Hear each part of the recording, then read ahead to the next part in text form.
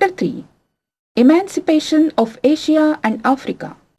Decolonization began after the end of the Second World War and ended by the turn of the 20th century. A large number of nations in Asia and Africa, which had been subjected for years by England, France, Holland, Portugal, etc., attained freedom one by one. It is called an era of decolonization. Colonialism came in the Asian and African continents in the 18th century in the wake of geographical discoveries and beginning of mercantilism. The Asian and African free countries were turned into colonies of Western powers in the 19th century.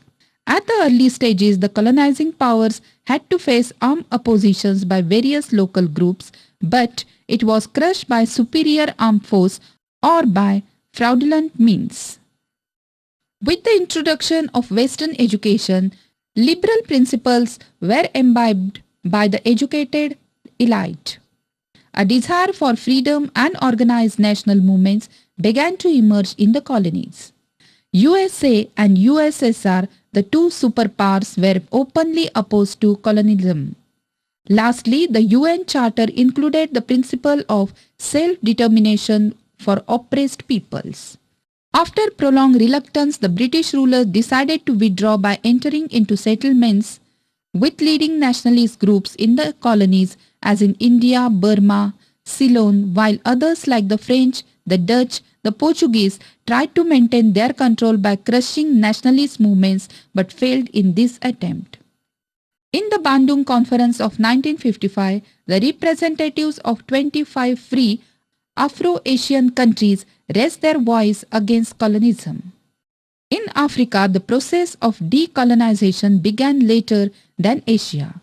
The three main reasons were its rich natural resources, weak national movements, and division of African society into many tribes. Now the condition which was favorable for decolonization.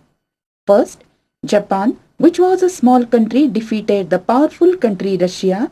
Therefore, Asian people got the self-confidence. 2. The organizations of nationalist movement originated in colonies due to doctrine of self-decision which was advocated by American President Woodrow Wilson. They demanded political freedom. 3. Asian people were of the view that Asia is for the Asian people. By considering this, Japan took a stand against Europeans. 4. Asian people felt that they would get political freedom after the World War. Therefore, the soldiers from Asia helped Allied countries in the First and Second World Wars. 5. Colonial countries got victory in the Second World War and they became poor by losing their wealth in the World War. So, they were unable to keep the colonies under their control. 6. America and Russia were emerged as powerful nations after the Second World War. They were not in favor of colonization, and hence these conditions paved the way for decolonization. Then actually came the decolonization. After the Second World War, United Nations Organization started decolonizing the nations, and finally India, Sri Lanka and Myanmar, that is Burma, became free from British imperialism. Indonesia and Indochina had to fight long to become free. The most memorable African leader who consistently fought against colonialism and apartheid in South Africa was Nelson Mandela. By the turn of the 20th century, Africa gained independence and thus the process of decolonization came to an end. Now we'll see the Indian national movement. It was only in the 19th century that seeds of nationalism were truly sown in India. Various factors contributed to the rise of nationalism. A feeling of unity was roused by the realization of political subjugation by a foreign rule, awareness of common cultural heritage, common history, and the spread of liberal ideas like rationalism, individualism, democracy, equality, freedom of thought, nationalism, etc. through Western education.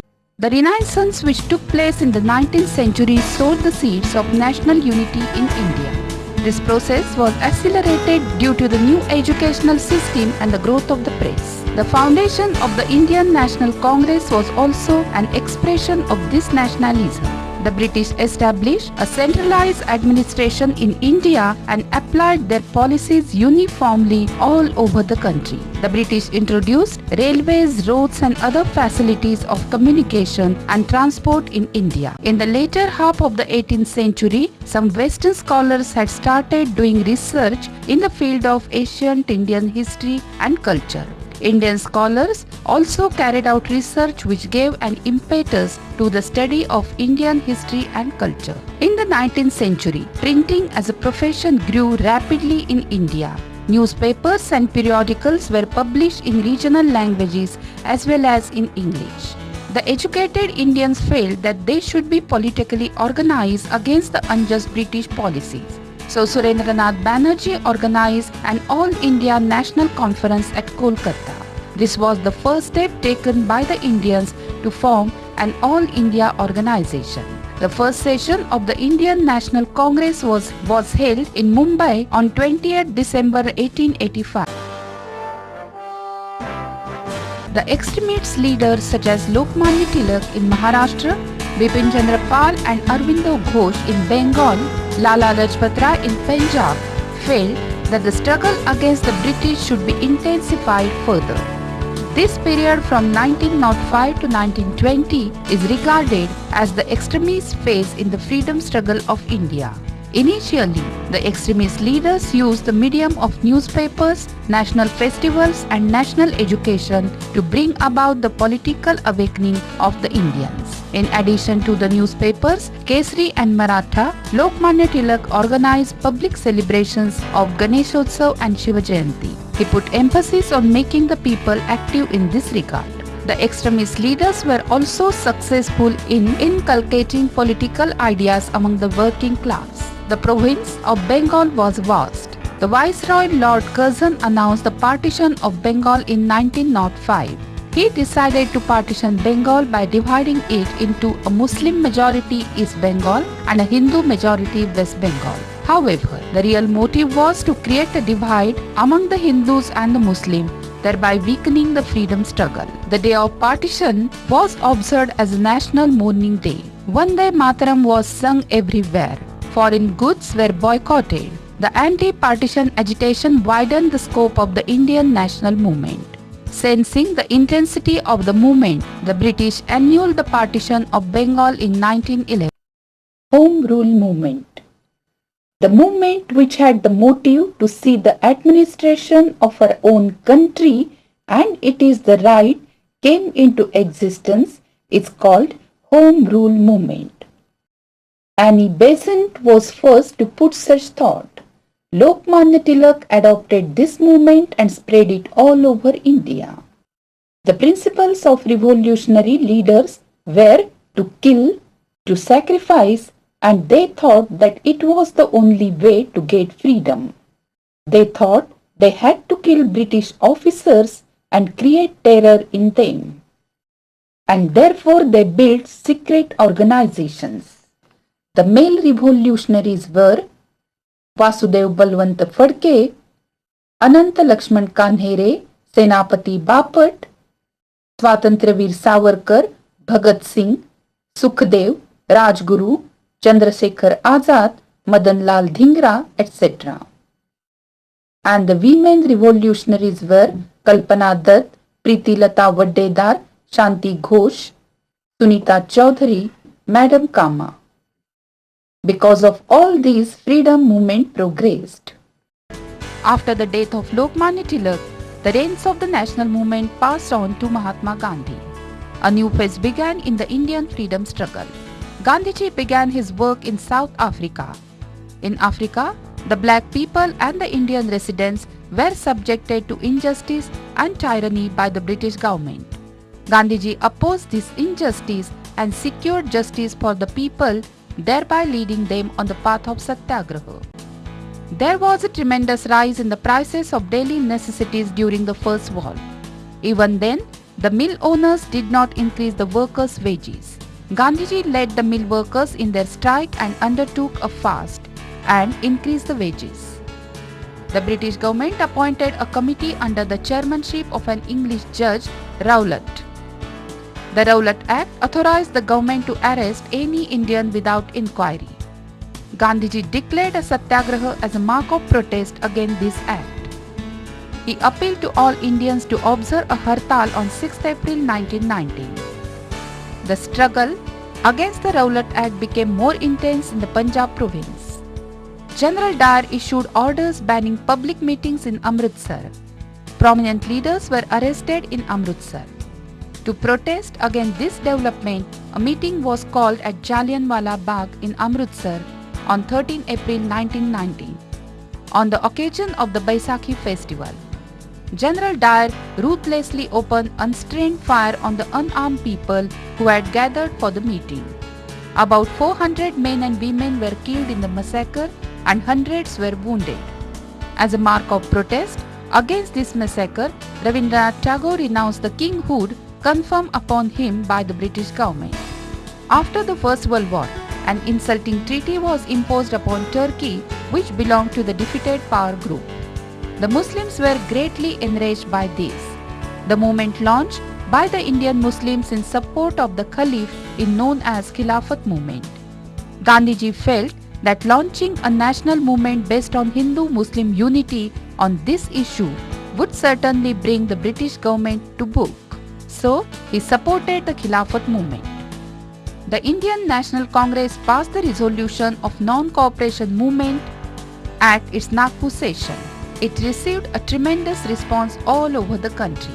The British government resorted to suppression on a very large scale. The police fired at the peaceful procession at Chauri Chaura in Gorakhpur district in Uttar Pradesh. Enraged by this, the mob set a police station on fire. Gandhiji was grieved by this incident and he suspended the movement, but was sentenced to 6 years imprisonment. In the Lahore session, full powers regarding the launching of the civil disobedience movement were given to Mahatma Gandhi. He decided to start a countrywide satyagraha by breaking the Salt Act. Gandhiji decided to launch the Salt Satyagraha at Dandi in Gujarat on the 12th of March 1930. Gandhiji set out from Sabarmati Ashram with 78 of his followers for launching the Salt Satyagraha. Sabarmati to Dandi, covering a distance of 385 kilometers, people joined him in very large numbers. On the 6th of April, Gandhiji picked up the salt on the seashore at Dandi and broke the Salt Act. They observed a hartal on 6 May 1930. At last, the government called in the army and the movement in Solapur was suppressed.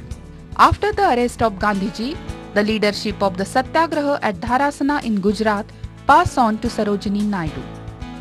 The working committee of the Congress passed a resolution on 14 July 1942. It demanded that the British rule in India be ended immediately, giving India independence. A session of the Congress began at the Gwalior Tank, that is Kranti Maidan in Mumbai, on 7th August 1942. Maulana Abdul Kalam Azad was the president of the session. This Quit India resolution moved by Pandit Jawaharlal Nehru on the 8th August was passed with an overwhelming majority. It was also decided to start a nationwide non-violent movement under the leadership of Mahatma Gandhi. Towards the end of 1942, people's movement took a new turn. The leadership passed into the hands of young socialist leaders who had gone underground. People drove away the British officers from the districts of Midnapur in Bengal, Balia and Azamgarh in Uttar Pradesh, and Bhagalpur and Purnia in Bihar, and then established parallel governments there. Kranti Singh Nana Patil established a parallel government in the district of Satara. He ended the British administration there and established a people's government. At a time when the Quit India movement was in full swing, thousands of Indian soldiers stood in readiness at the eastern border of India for war against the British. These soldiers were members of the Azad Hind Sena or the Indian National Army. Netaji Subhash Chandra Bose was their leader. He founded a party called the Forward Bloc in order to place his views before the people. In his speeches, Subhash Babu began to appeal to the Indian people to rise in revolt against the British. The Indian independence struggle had become more extensive during the period of the Second World War. Barrister Muhammad Ali Jinnah put forth the two-nation theory and demanded a separate Muslim state for the Muslims. The cabinet under the leadership of Jawaharlal Nehru took over the governance of the country. The League pursued the policy of obstruction, therefore the interim government could not work smoothly. He announced the appointment of Mountbatten as India's new viceroy, who was to arrange for the early transfer of the governance of India into the hands of Indians. As the partition became inevitable, Mountbatten decided to partition it. The Indian National Congress was opposed to partition, but the Muslim League remained adamant on the creation of Pakistan. On 15th August 1947, two independent nations of India and Pakistan came into existence. At the stroke of the midnight hour on 14th August 1947, India's dependence came to an end. India became an independent country. The Union Jack of Britain was lowered and in its place the Indian tricolour was unfurled. The first Prime Minister of independent India, Pandit Jawaharlal Nehru, aptly expressed the importance of this historic movement. Hundreds of thousands of Indians celebrated the independence of India with enthusiasm. Within 6 months of attainment of freedom, Nathuram Godse brutally assassinated Gandhiji on 30 January 1948. The Constituent Assembly started its work of drafting the Constitution of India in 1946. It came into force on 26 January 1950. Dr. Babasaheb Ambedkar is the architect of the Constitution of India. Our Constitution is based on liberty, equality, fraternity and democracy. China. When Manchu dynasty's administration started to deteriorate, Japan took an opportunity and defeated it. In China,